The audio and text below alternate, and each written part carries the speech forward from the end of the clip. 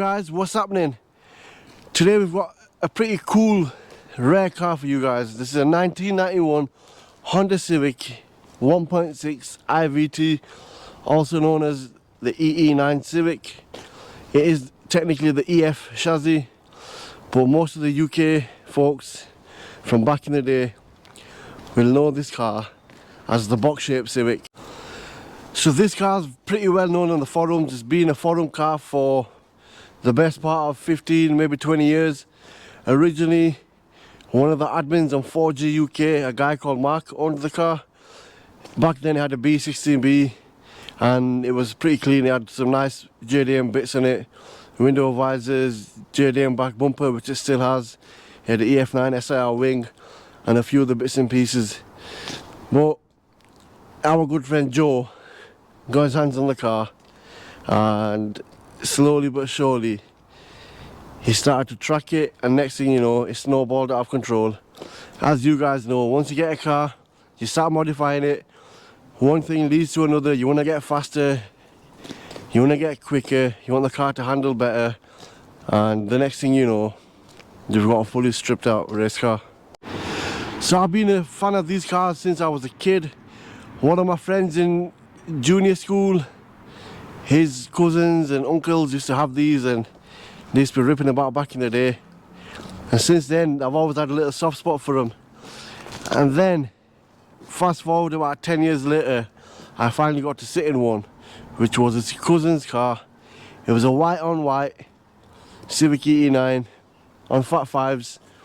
Pretty stocky. I think he had an induction kit and an exhaust, and it was on some loading springs, and that was it. So from there, that was the first ever Honda I ever sat in, and that's when I got the bug. The actual chassis has been welded by Andy Sharp. Shout out to you. He's probably, I would say he's the best Honda fabricator in the game. He knows his way around these cars. Excellent workmanship, and he cuts absolutely no corners at all. So the shell's been fully stripped down, arches been rebuilt, everything's been sandblasted, all the rust that was there was cut out and replaced with fresh metal, and then everything was sealed back up, and it's pretty much good for another 25-30 years, maybe a little bit longer. So yeah guys, the shell will be up for sale. As you can see, it's mint, it has no rust, everything's been dealt with. This is a pretty good base to reshell your GL into, or if you've got another rotten EE9 which is full interior and wiring, it'd be a good option. Or if you really want to, you could turn it back to a factory car. It would take a bit of work, but it still has the seat mounts and seat brackets inside. You just got to cut the cage out and just find all the bits, really, all the wiring and all the interior parts, which is probably a pain, but it's doable. So yeah, along with the shell, everything else is going to be up for sale. Engine swap, the front end, the panels can go with the car or separately. It depends how the buyer for the shell wants it. But there's a lot more to it. All the spec will be on our Facebook page. So as soon as you see the video, the post will be on our Facebook page and all our socials, Facebook, Instagram, and the full spec list of the car will be there. So make sure to check that out as well. So right guys, let's give you a little walk around. So around the back we've got a stock Civic VT wing, which has been hydro dipped in hydrocarbon. The rear glass has been tinted. We've got the usual Civic VTEC tail lights, the LSD decal, the 1.6 IVT decal, and obviously we've got the big box bumper. This is a JDM EF9 SIR bumper, complete with the rear lip. And most of you guys will know these are very, very expensive, and you can't even find them. And if you do, they're a small fortune. We've got a tow hook. We've got a full 3-inch catback all the way, which is track friendly. Down the side, so we've actually got some mismatched and staggered wheels. So on the back we've got some team dynamics, and on the front we've got some, I think, Koenig hypergrams. I'll double check. We've got plastic windows on the doors, We've got Osaka JDM FRP wide fenders for the EF9 or EE9.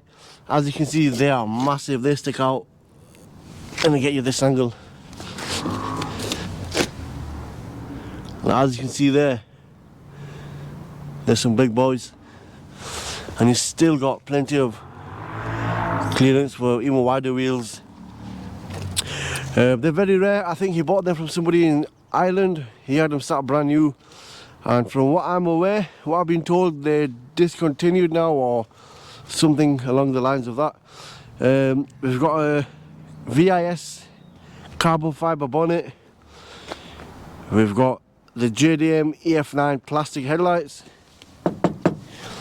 Obviously lightweight track car, you know how it is. We've got the EF9 or EE9 front end. Again, these panels, bumpers, lips, filler bars, lights, indicators, they're all worth a lot of money now. Hard to find in good condition, and if you find them, be ready to pay a premium. So we've actually got a set of Fatur indicators. So this is a guy out in Asia who's been making them for the EF groups on Facebook. I've actually got a spare of OEM ones with the car that will be for sale.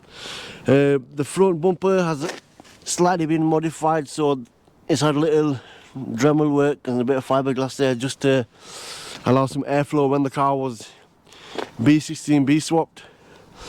Obviously you've got the OEM front lip, and the roof has no more sunroof. So this is, I think it's a Fiberworks sunroof bung, and it was fitted by Andy Sharp. As you can see, it looks absolutely mint. Like, that looks OEM. You would never know if you didn't know these come with the glass roof. You'd never know that was aftermarket piece. So guys, suspension wise, we've got innovative traction bar, we've got a K20 short ratio steering rack.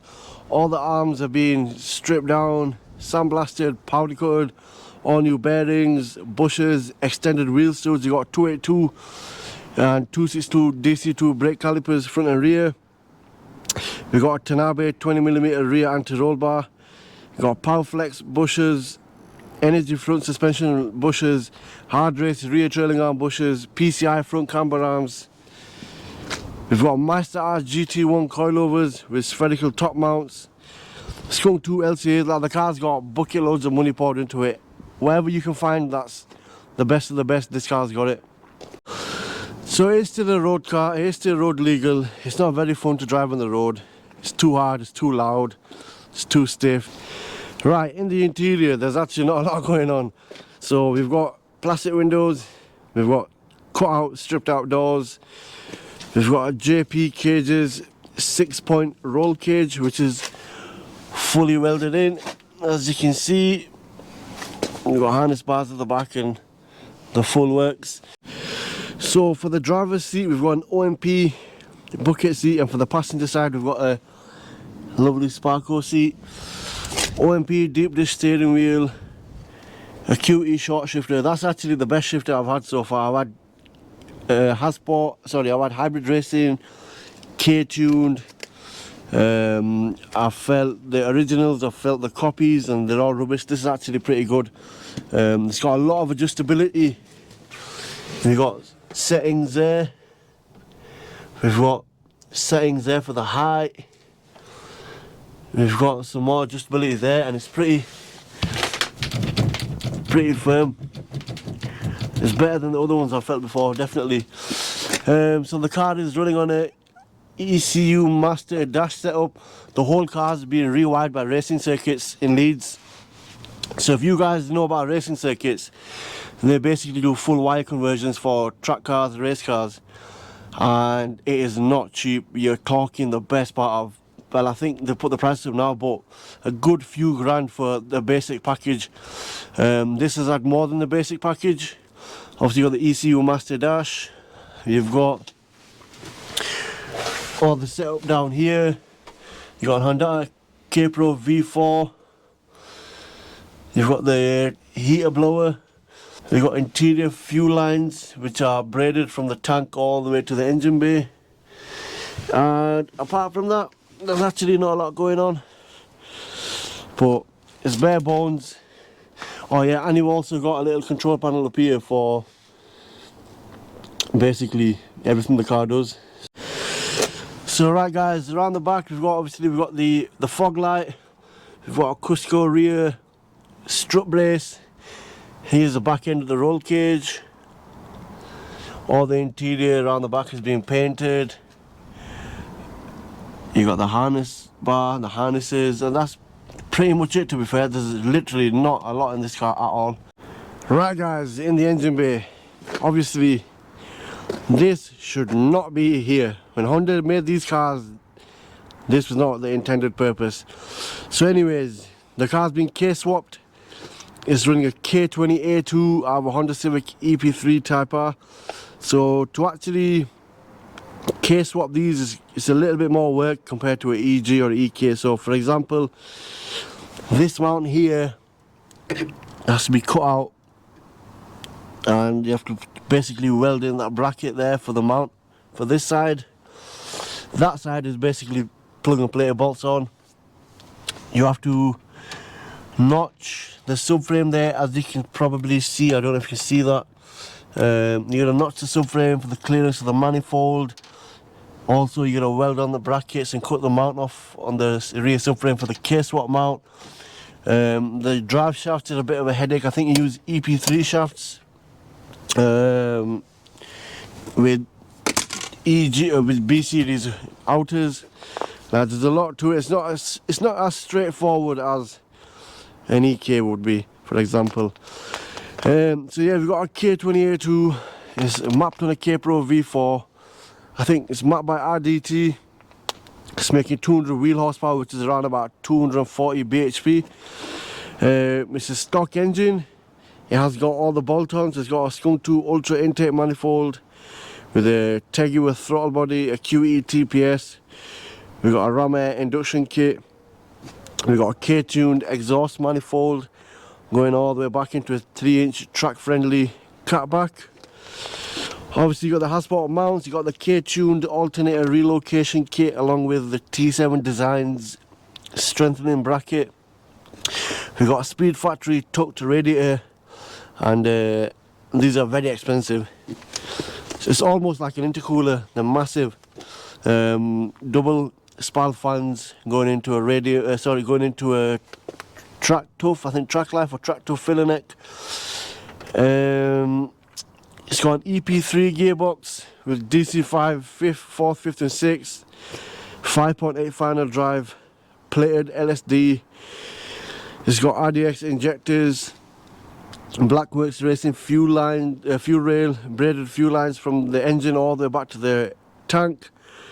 It's got a Torx fuel filter, AEM fuel pressure regulator with a fuel pressure gauge.